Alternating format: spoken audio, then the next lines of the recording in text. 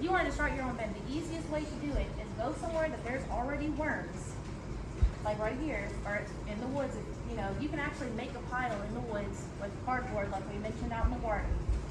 The worms will come to that, and they will have their own ecosystem right there.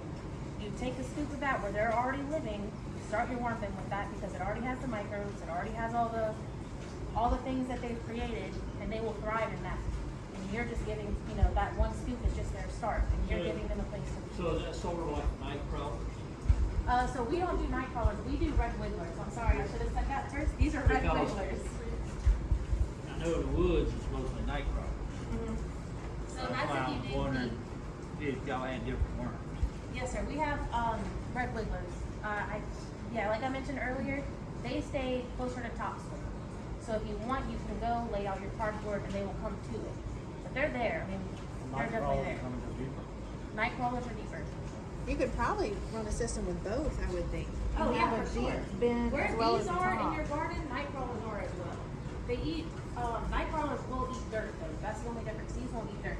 These live on the top, and they break down the organic material that is on top of your soil. Night crawlers go deep. They all will tunnel, and that aerates your. So this is a finer screen. It's going to catch the finer things. This is a 1/4-inch screen. It's going to catch the bigger things. Will land here, and then the larger thing like leaves or maybe any little pieces of like rotten wood that we put in there. We usually have a bin right here. It'll catch all that, and those go back into here so they can continue to be broken down. You come right here and you turn it. Sometimes you kind of have to tap it until it gets stuck in here. You turn it, and you can sell your castings without doing this method right here. But whenever we are selling our castings, we want you to get castings and not leaves, not sticks, because we're selling by the pound or by the gallon. We don't want to fill you up with just dead leaves.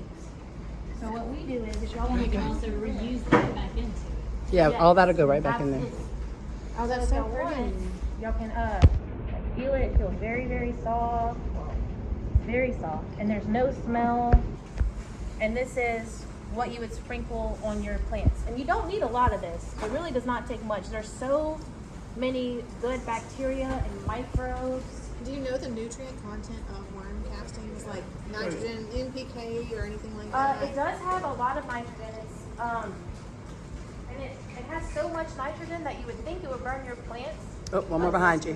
But since it's broken down to the most simple form, like I stated earlier, it will not burn your plants. But it does have a very high nitrogen content. That pH thing is mind blowing. It's It huge. is. It's huge. It is. Just because we spend so much in lime and amendments to try to get to that, when you could really. Is this kind of an inoculant? Like if you put it in your soil and it starts that bacterial growth, Yes. and then it helps just inoculate your soil. Absolutely. That's why I was, thank you for bringing that up. That's why I was mentioning that it is its own ecosystem. And at the very end, see how it's on a slope, so it's all going to be moving that way, this direction. At the very end is your biggest things. Most of the time we take that and probably was right here, these two sections, and we put it back into the worm bed to further break down and get eaten and poop back out. So this is how he made it. You don't have to have anything this big. You can have something as small as that bucket or whatever you want. If you want to sift them, you don't have to sift them.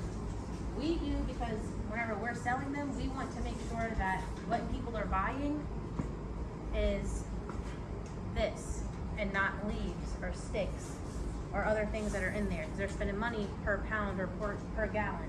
We want to make sure you're getting just the good stuff. I'll call it black gold. Black. So as you turn it, it's all going to run down this way. Gotta hit this as we go. We're trying to get it out of the screen.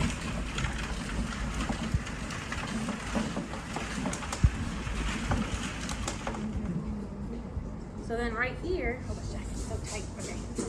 Right here, if y'all want to feel this, this is softer than coffee grounds. Oh, sorry. There's no smell, it's super soft. And this is where all of your microbes and sounds good, huh? There's really no smell. Where all your microbes are and your nutrients.